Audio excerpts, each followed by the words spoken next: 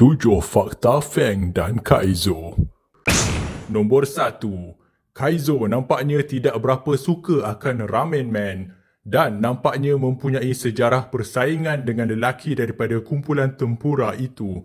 Mereka sama-sama merupakan pahlawan pedang bertopeng. Satu teori yang popular adalah mereka berdua kemungkinan sama-sama adalah bekas anak murid Mas Kemana.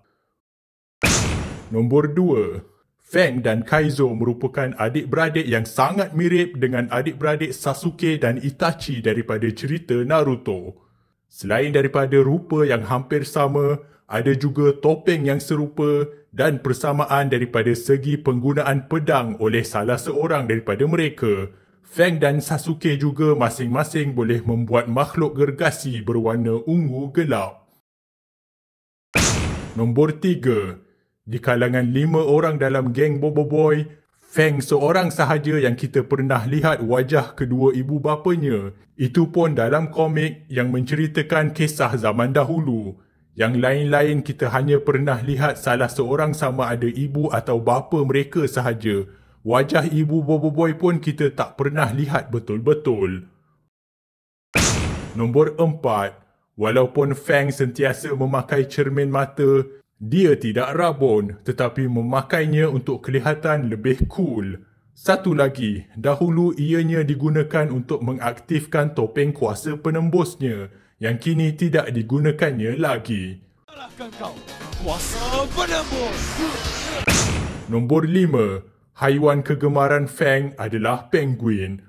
Bahkan konsep seni asal rupa Feng adalah seperti seorang ninja berpakaian penguin.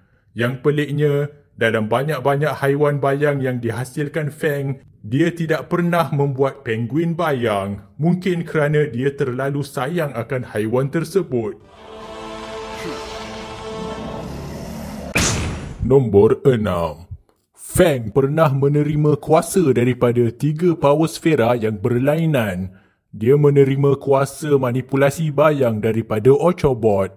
Dia menerima kenderaan daripada Motorbot. Dan dia menggunakan Armorbot sebagai topi keledar. Manakala Kaizo pula hanya pernah menerima kuasa daripada Enerbot, membolehkannya untuk memanipulasi tenaga. Dan hadapi aku, dinding tenaga! Nombor 7. Walaupun Feng adalah seorang alien, dia sangat mirip akan bangsa Cina daripada bumi.